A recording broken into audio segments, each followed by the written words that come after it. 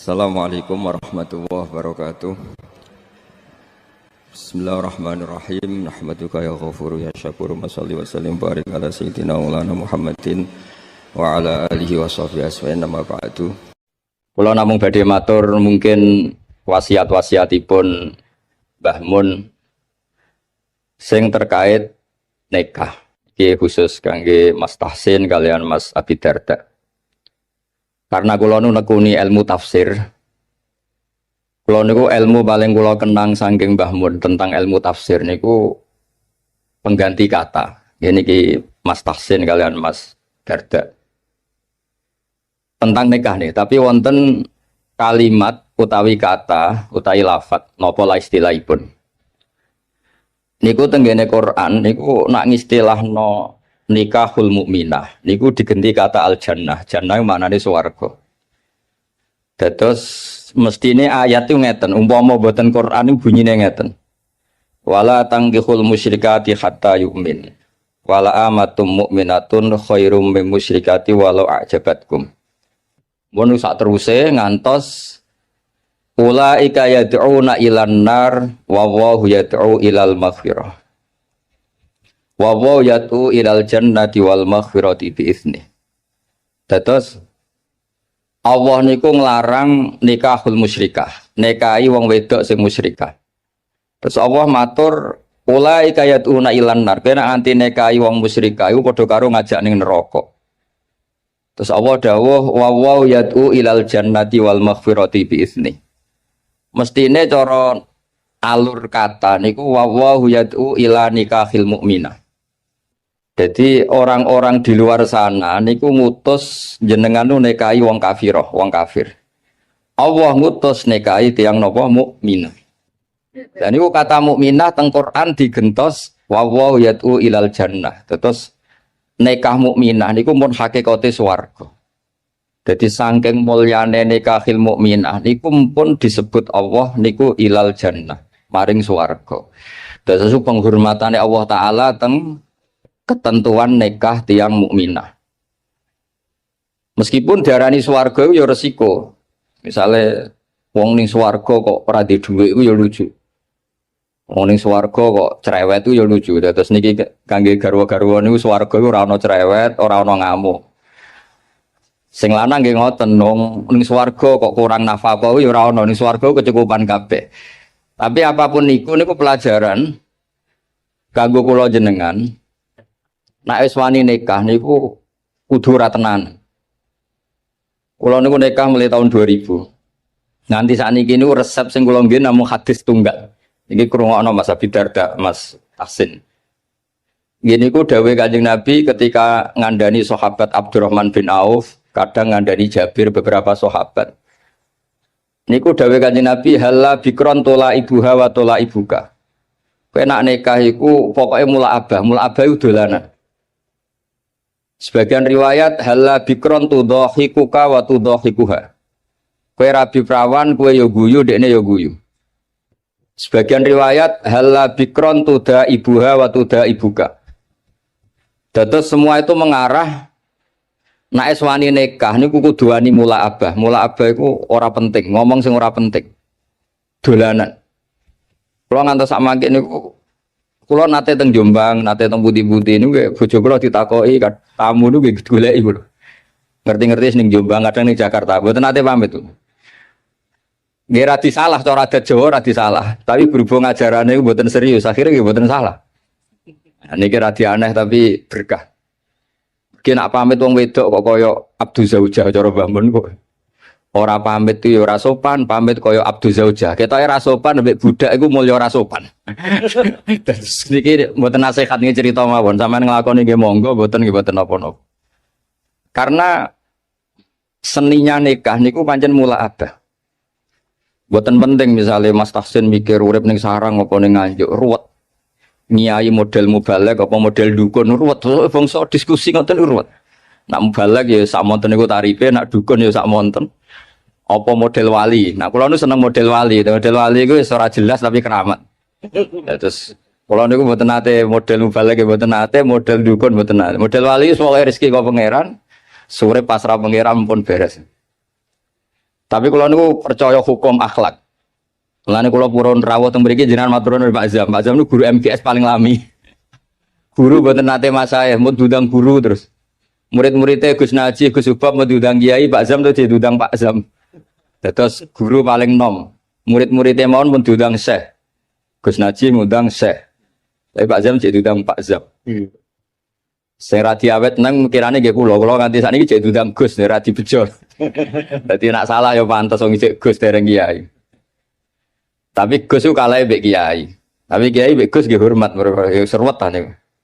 Terus kula suwun niki resep kula sedanten sing nikah, aja geman tenanan. Donya iku la ibun walah, donya iku ora usah tenanan. Sing tenanan ikhlas. Kula bolak-balik dikandani Mbah Mun. Kowe ngiyai tenanan iku bento, sing tenanan iku ikhlase. Kowe mulang kok pengen minterno murid iku ya goblok. Wong sing bakat goblok ya tetep goblok. Entekno metodemu sing bakat goblok ya tetep goblok. Padha wong wedok rata-rata cerewet, entekno nasihatmu ki tetep cerewet. Yes, dianggap nopo ekspresif ngoten. Nak bojomu ngamuk terus banting piring dianggap ekspresif. Memang orang kalau dendam mangkel iku kudu ana ekspresi. Jadi anggap mawon niku ahli acting ngoten mawon, nak ngamuk iku ya tenanan. Dan banting piring ya rasional timbang banting anakmu ada banting piring.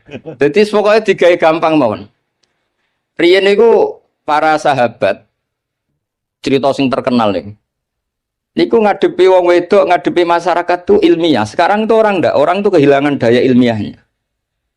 Karena ini saya ulang lagi, kalau mengke langsung kondur ngapunten dengan kata. Karena saya nyiapkan naskah kalau ini badhe wonten semacam kados napa loka karya tafsir lah.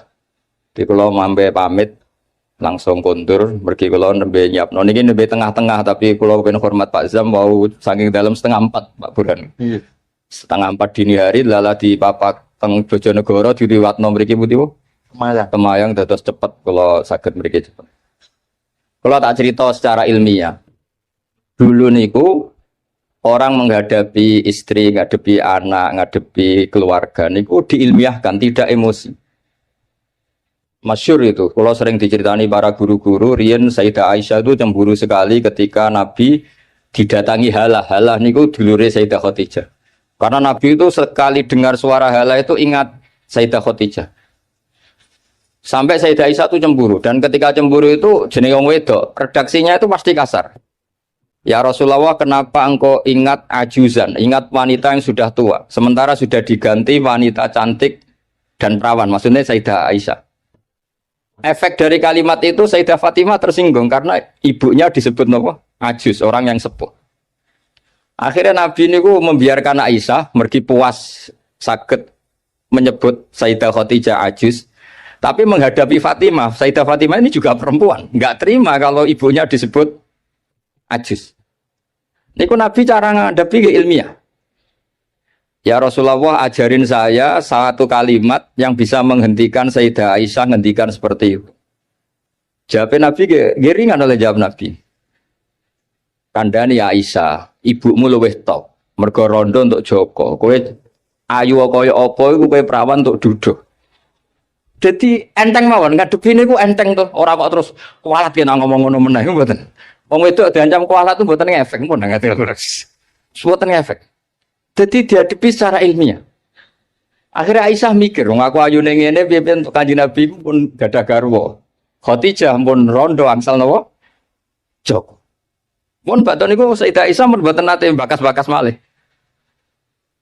Jadi dulu itu orang itu menyelesaikan sesuatu dengan ilmiah. Kalau bolak-balik matur, kowe nak di bojo lagi ngamuk, iku berkah gede. Mergo nak ngamuk iku paling biayane mau sabar tok. Tapi nak rukun malah ngajak ning mall mahal. Jadi podo-podo sampean untuk ganjaran kan, sabar ya untuk ganjaran. Ning mall nyenengno bojo ya untuk ganjaran, tapi untuk ganjaran ning mall kan mahal. Nak sabar mboten apa? Biaya. Ya rada jantungan sithik ngoten mawon, tapi kan mboten biaya. Saya punya argumentasi ilmiah dalam hal ini. Dulu Imam Syafi'i itu saya berkali-kali cerita. Kalau diceritain ini banyak orang mencintai jenengan, alhamdulillah di dulur, di konco. Dan diceritani separuh dari kampung ini ya Imam Syafi'i, itu gedeng jenengan. Alhamdulillah orang arah utang aku wong gedeng. Wong rukun yo ribet, utang duit mergo rukun, nyileh mobil mergo rukun. Tapi nak neng-nengan nak ra utang. Saiki hikmah akeh ndi dineng mbek dirukuni. Nak dirukuni diutangi dhuwit, nak dineng ya ora enak dineng tangga. Tapi hikmah orang arah diutangi napa? Dhuwit. Artinya kalau diilmiahkan itu tuh dunia ini normal semua. Ya wow, nak bojomu ngamuk berarti orang arah jaluk blonjo, orang arah ngajak neng mall. Nak rukun ngajak neng mall, neng bakso. Milih budi. Milih rukun apa milih nenengan? Rukun mahal. Soalnya ngoten lah, soalnya urip itu digawe gampang, diilmiahkan. Karena itu sanad, kalau gadah bapak ke kiai, gadah guru ke kiai, bapak kulo kiai itu dulu niku kulo roh ngadepi dunia ku enteng. Saya tuh di kota sering disoal, Gus kenapa sih di daerah-daerah NU kok banyak musola? Kenapa ada jatuh jamaah di masjid? Padahal satu jamaah di masjid kan lebih baik. Kalau Islam kota itu nggak bisa bayangkan ada musola. Bareng kalau terang, wong biasa ketua itu jadi anak buah ora kepenak. Jadi makmum di masjid ora jadi anak buah. Kowe ora rasane. Dangen-angen yo bener. Mergo setiap kiai iku digaya-gaya dhewe. Ana sing salat iku kancinge rapati bener kabine elek. Mergo amen dalil inna wa yang duru ila atsabiku jadi Allah ora delok klambi, ora delok penampilan, didelok iku ati. Ana sing amen maca adus minyakan jare mergo khudzu zinatakum inda kulli napa masjid. Apa macam-macam kiai iku beda-beda. Sampai peneliti sang luar negeri yang ketangklet kula iku. Gus sendakep yang bener itu gimana? Kalau sendakepnya orang Muhammadiyah itu kan standar. Kalau orang NU pusing sih. Ono sing nyekel dadane, ono sing nyekel wetenge, ono kowe ora jelas. Ngono tiap kiai tak takoki, kenapa gak jelas? Nggo nunjukno nak sendakep ora wajib. Berhubung ora wajib bentuke kudu ora jelas ben gak dadi aturan. Dadi pakem jenenge wajib.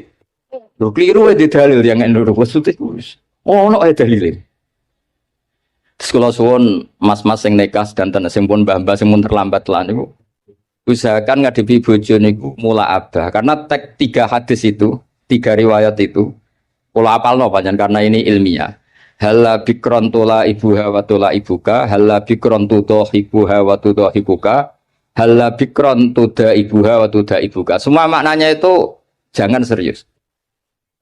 Kalau nganti saat ini mulai nikah nganti saat ini buatan nanti rebukan mbek bojo, gawe omah iku piye, terus nak lunga kok teknis yang buatan nanti.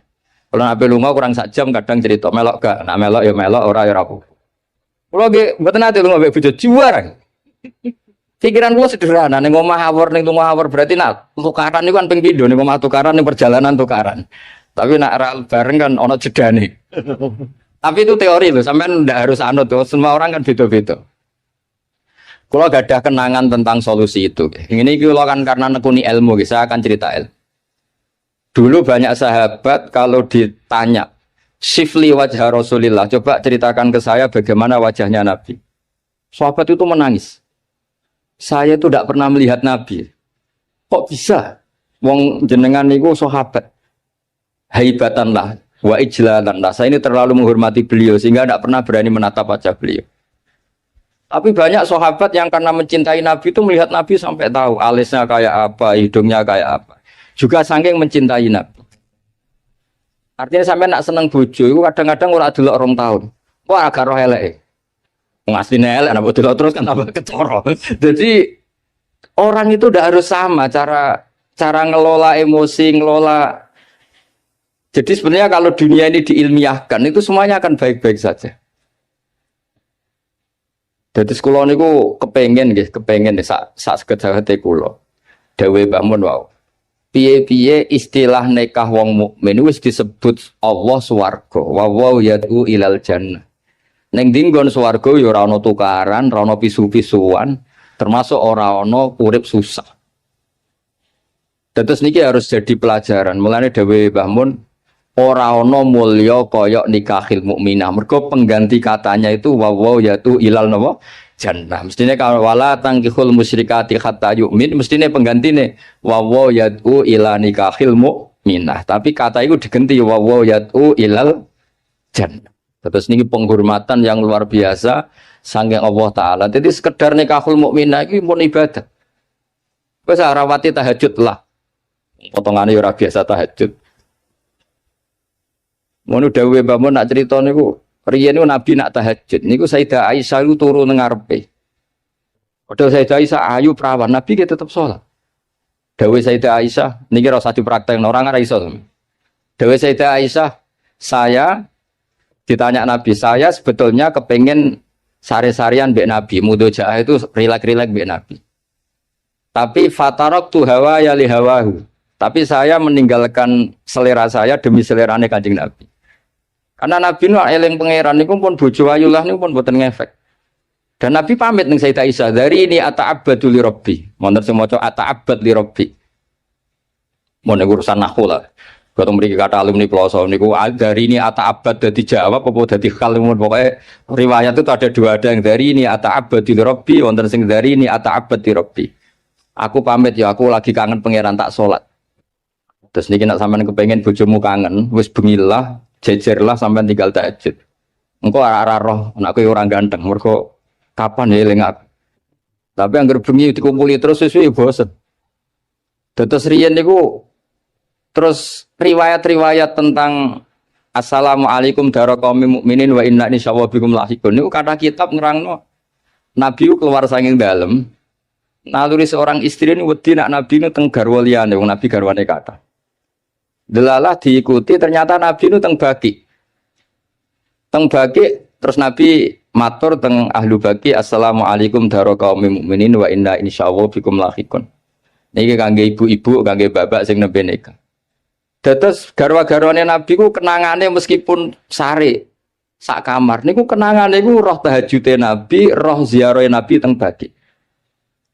Mulane dawuh Fathul Bari kitab Sarai Bukhari. Kenapa Nabi itu istrinya banyak? Di antaranya apa? Wong wedok wong paling nekat cerita eleke sing lanang. Lah Nabi disukani garwa kathah kabeh ku ora ro eleke. Dadi wong Yahudi ku bingung ora eleke Nabi, biasane sing paling gampang dikorek iku bojo. Lah ternyata bojone Nabi ku kabeh kenangane iku roh tahajude Nabi.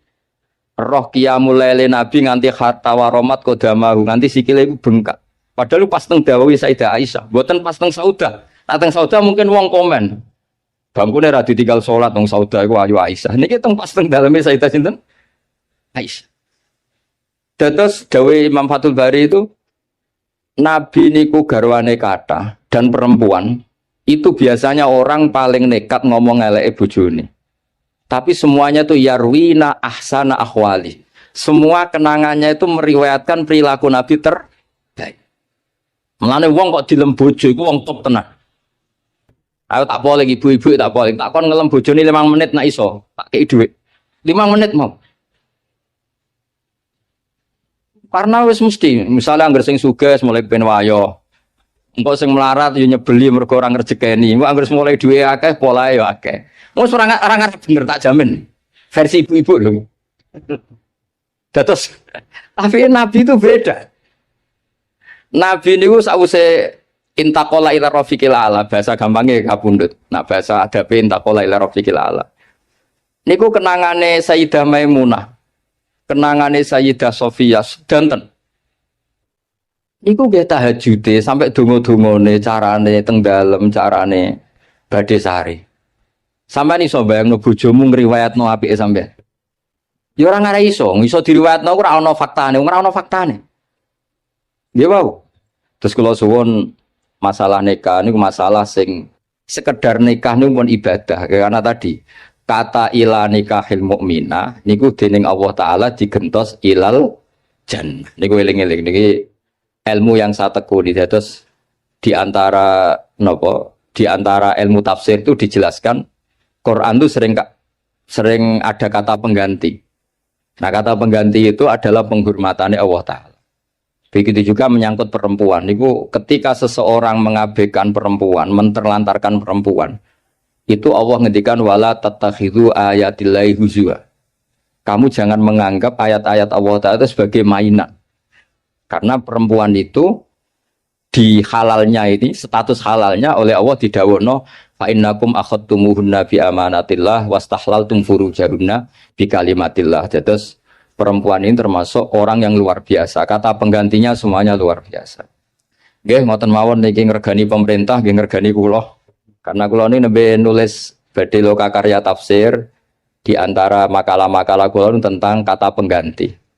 Nggih wau, pokoke kula suwun sing nikah napa sing pun sepuh sedanten yakinilah bahwa sekedar nikah mukminah niku mun ilal jannah eling-eling. Lah ciri khas swarga iku ora ana tukaran, ora ana kangelan, ora ana debat, pokoknya semuanya nyaman. Nah, di sini pentingnya makalah-makalah baiti jannati omahku iku swargaku. Wong swarga kok tukaran, wong swarga kok ora di dhuwit iku ya ora pantes. Tapi ora usah diterusno. Swarga kok bojo elek sing lanang elek wis. Lah niku ora usah diterusno niku. Tapi yang jelas kula matur mboten saged kata-kata wis niku mawon mugi barokah. Al-Fatihah.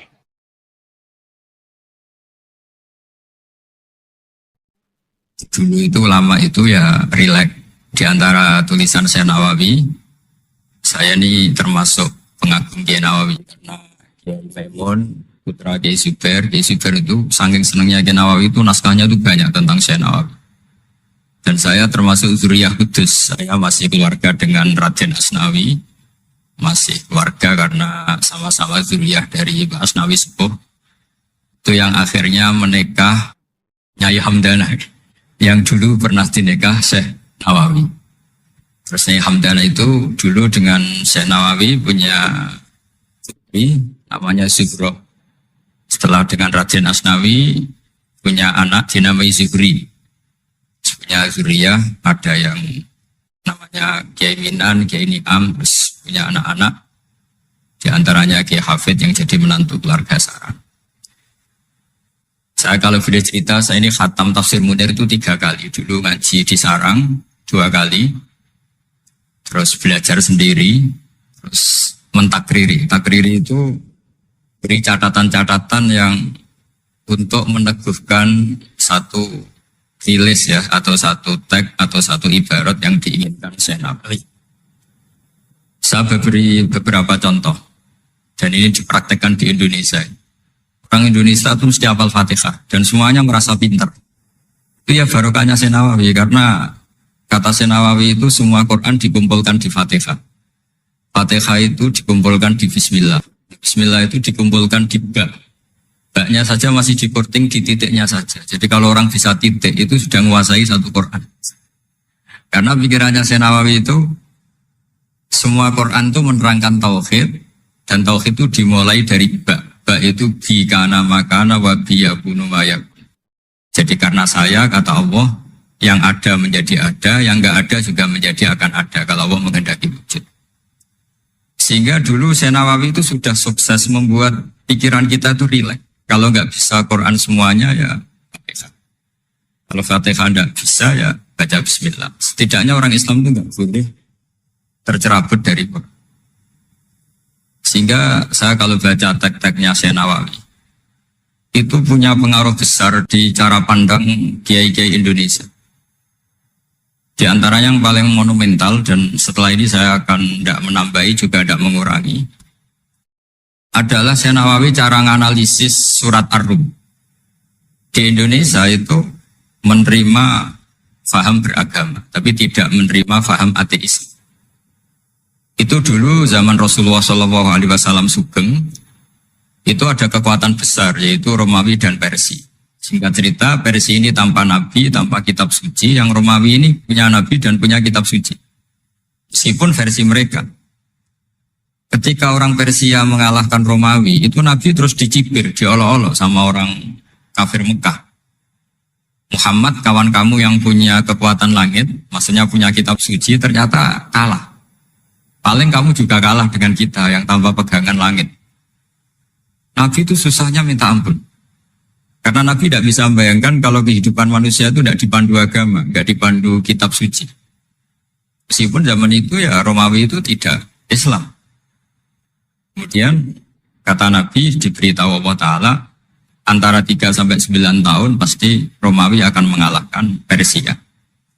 Dan itu enggak dianggap kemenangan Romawi mengalahkan Persia, tapi menangnya ahli kitab, orang yang berpegangan kitab suci mengalahkan orang yang tidak berpegangan kitab suci. Dan saat itu Allah ngendikan wa yauma idzi yafrahul mu'minun, di hari kemenangan Romawi mengalahkan Persia atau kemenangan ahli kitab terhadap non ahli kitab, itu orang mukmin itu senang sekali, sangat senang. Ini saya baca di tagnya Syekh Nawawi supaya di sini Anda tidak mendengarkan pendapat saya, memang benar-benar mendengarkan apa yang dikatakan Syekh Nawawi. Saya baca tidak. Ya niru-niru Kiai Ma'ruf. Tadi beliau masih ngetikan secara fasih, ngetikan usul fikih, kaidah fikih. Karena ilmu beliau dengan kita ini bersanad yang sama. Dulu ngaji Mbak Karim yang ngaji Mbak Hashim. Jadi Hashim ngaji Syekh Khalil. Kalau saya lewat sanad kudus ya diantaranya saya lewat Syekh Nawawi Al-Bantani. Nanti saya baca beberapa sanad Syekh Nawawi. Kata Syekh Nawawi Al-Bantani beliau ngendikan wa yauma idzi yafrahul mu'minuna bi nasrillah wa yauma idz yahlibur rumu ala farisa yafrahul mu'minuna bi taghlibillah man lahu kitabun ala man la kitabalah wa yafrahuna bi walabatihim al-musyrikina bi badrin. Jadi bangsa Indonesia itu terbiasa berkawan sama orang yang beragama, tapi tidak biasa berkawan dengan orang-orang yang tidak beragama. Itu karena Imam Nawawi mengatakan, Syekh Nawawi, wanak tubuh maqaddamu atharuhum, pikiran besar Syekh Nawawi adalah ketika orang Romawi mengalahkan Persia, itu cara berpikir Imam Nawawi itu mengalahkannya orang yang berkitab, mengalahkan yang tidak. Jadi ini bukan pendapat saya, juga bukan pendapat siapapun, tapi murni saya baca teks yang dari Syekh Nawawi. Sehingga kita secara psikologi, kita ini kan misalnya saya aja lah contohnya. Misalnya saya miskin, ada petinju, orang miskin kulit hitam bersama orang kaya. Kalau yang menang yang miskin tuh ikut senang, padahal ya tidak ikut menang. Karena kayak terwakili kan. Dulu kata Syekh Nawawi itu juga pikirannya begitu. Ini saya baca ini kata Syekh Nawawi. Misalnya seperti itu zaman itu. Wa sababu nuzuli hadil ayat annahu kana baina Faris war Rum qitalun. Wa kana al-musyrikun yawadduna an taghliba Farisu ar-Ruma. Di anna Faris kana majusian ummiyin wal muslimuna yawadduna ghalabatar Rum ala Faris liqaunihim ahlal kitab. Jadi dulu itu kata Syekh Nawawi, pikirannya orang Islam, boyo yang menang itu ahli kitab, karena sama-sama punya agama, punya peradaban. Jangan sampai yang menang itu yang tidak punya kitab, tidak punya peradaban. Jadi itu saya yakin yang mengilhami kita, para kiai kita, bikin Pancasila diantaranya yang membentuk Pak Karno, karena Pak Karno ya dulu ngaji sama Agus Sopraminoto, ngaji sama orang-orang pintar. Kita ini berketuhanan. Jadi itu ciri khas Syekh Nawawi di antaranya. Kemudian beliau menganalisis kemenangan. Kemenangan itu ketika orang Islam sudah kuat. Ini halaman 424. Ini nanti kita bisa tinggal di sini sebagai hadiah sama Bisyauki sama warga besar Pondok Tanah. Nabi itu orang yang nggak suka duniawi, tapi kenapa sih Nabi harus menang? Nabi Sulaiman akhirnya menang, Nabi Dawud akhirnya menang, Nabi Ibrahim ya akhirnya menang, Nabi Musa akhirnya juga menang, dan Rasulullah SAW juga akhirnya mengalami kemenangan. Itu cara menganalisis Syekh Nawawi Al-Bantani. Kata beliau, iqamati alamatir riyasah, supaya kepemimpinan Islam itu kelihatan. Fala yabqa mayaqdiru alal ikrah alal kufri. Jadi kalau kita menang, baik secara politik maupun ekonomi atau kultur, setidaknya tidak ada lagi kekuatan manapun yang memaksa kita untuk menjadi kafir atau menjadi salah. Kita tahu misalnya di beberapa negara di Eropa, barokahnya orang Islam kaya ya, pemain bola dulu tuh kalau puasa susahnya bukan main. Gara-gara klubnya dibeli umat Islam itu, malah cari tukang adzan di stadion itu, karena yang punya sudah orang Islam. Itu contoh kekuatan ekonomi. Dulu kita mungkin mengalami pengajian itu kayak apa susahnya. Sekarang ketika banyak orang-orang yang dari dunia kiai cakep, sekarang ya nyaman. Jadi di antara alamatnya tamkinu hadatin adalah wala yumakkinan nalagum dinahumul ladir tatu alagum walaibat dilannagum mimba di khawfi ma'amna. Ciri utamanya adalah tamkin fil ard. Merasa beragama itu nyaman, tidak ada yang enggak. Di zaman itu Syekh Nawawi sudah menganalisis kenapa sih Nabi harus menang. Kata beliau supaya la yabqa mayaqdiru alal ikrah alal kufri. Ini tafsir di ayat wa yahdiyaka siratan mustaqima ketika Syekh Nawawi menerangkan kenapa Nabi harus menang di halaman 4 24 surat Al-Fatihah. Jadi itu sisi-sisi betapa Syekh Nawawi itu luar biasa. Terus menyangkut kiblat. Dulu ramai sekali di Indonesia kalau kiblat harus presisi betul, harus ditertibkan betul. Tapi ternyata masjidnya para wali dan para orang-orang soleh itu ya kayaknya asal madep mulon itu ada yang komentar itu kenanya Afrika atau Mesir entah. Tapi Syekh Nawawi zaman itu ngendikan setelah beliau cerita presisi, beliau ahli falak. Saya tahu banyak keahlian beliau falak karena saya punya kitab gurunya Syekh Nawawi. Namanya Syiarus Salikin, itu karangan beliau, Syekh Abdus Somad. Itu kata beliau, selain menukil pentingnya presisi kiblat, tapi beliau tetap menukil itu mutib. Waruwiya an Ibni Abbasin annahu qol al-baitu kiblatun li ahlil masjid, wal masjid kiblatun li ahlil haram, wal haram kiblatun li ahlil masyriq wal maghrib. Wahada qaulu Malik. Jadi karena orang Jawa itu rata-rata kiai itu mesti baca tafsir Munir, sehingga ya dianggap enteng saja. Ya sudah lah, pokoknya kira-kira madhep mulon itu. Karena kalau masjid dipresisikan detail, nanti pertanyaannya juga yang sudah mati-mati harus dipresisikan. Karena wajib madhep kiblat itu tidak hanya sholat, tapi juga orang yang sudah meninggal itu bisa ribet itu. Ya kalau yang mbahnya wali, jenazahnya masih utuh. Kalau yang nggak wali kan sekliwat itu karena sudah nggak ada bentuknya.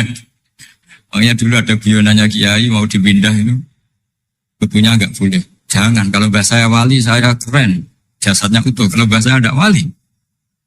Jadi ya, tapi apapun itu saya cerita betapa efek dari pikiran besar Syekh Nawawi itu mempengaruhi kita. Sehingga dulu masjid-masjid, musola-musola itu ya tetap hati-hati lah. Tapi ya tetap saja agak longgarnya. Nah beliau tetap mengutip wal haram kiblatun lil ahlil masyriq wal maghrib. Jadi tidak hanya Mekah dengan makna Ka'bah atau dengan makna Masjid Haram, tapi semua tanah.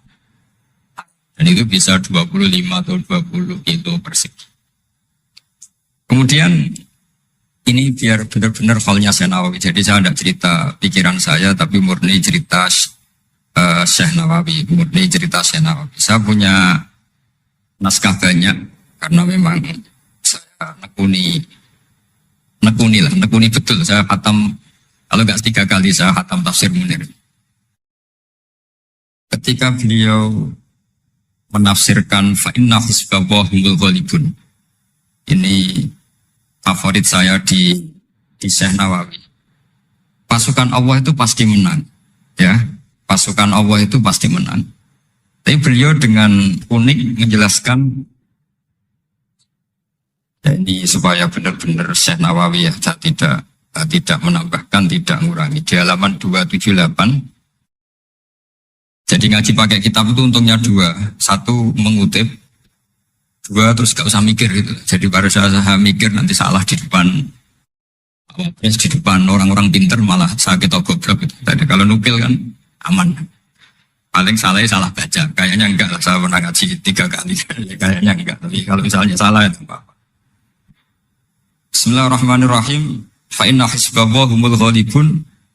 Syekh Nawawi wa may yattakhidum saat terus hum al-ghalibuna ala a'daihim bil hujjah fa innaha mustamirratun abadan amma bisolah wa daulah faqad dighlabun. Ini termasuk yang unik dari Syekh Nawawi. Kata beliau, Islam itu akan selalu menang secara argumentatif. Bu ada sekolah perbandingan agama, bu ada kajian agama. Asal yang dikaji Islam ya, bukan orangnya. Kalau orangnya ya macam-macam. Itu pasti argumentasinya itu meyakinkan karena hujah bahwa Allah itu satu, bahwa kita harus berakhlak, kita harus meninggalkan narkoba, harus meninggalkan perzinahan. Itu argumentasinya mantap, secara uluhiyah mantap, secara sosial juga mantap. Tapi kalau secara kekuatan politik mungkin akan selalu ada, meskipun inginnya kita tidak ada, orang-orang Islam yang minoritas di negaranya, atau dengan tanda kutip tertindas di negara. Zaman itu Syekh Nawawi sudah ngendikan, yang pasti menang itu bil hujjah fa innaha mustamirratun abadan. Ini di halaman 278. Amma bisolah wa daulah fatadizatun. Kalau kekuatan struktural negara atau politik atau ekonomi, ya namanya hukum sosial ya kadang kalah. Dan itu dibuktikan secara lahir. Dulu Rasulullah itu pernah kalah di perang Uhud secara lahir. Ya karena itu fisik.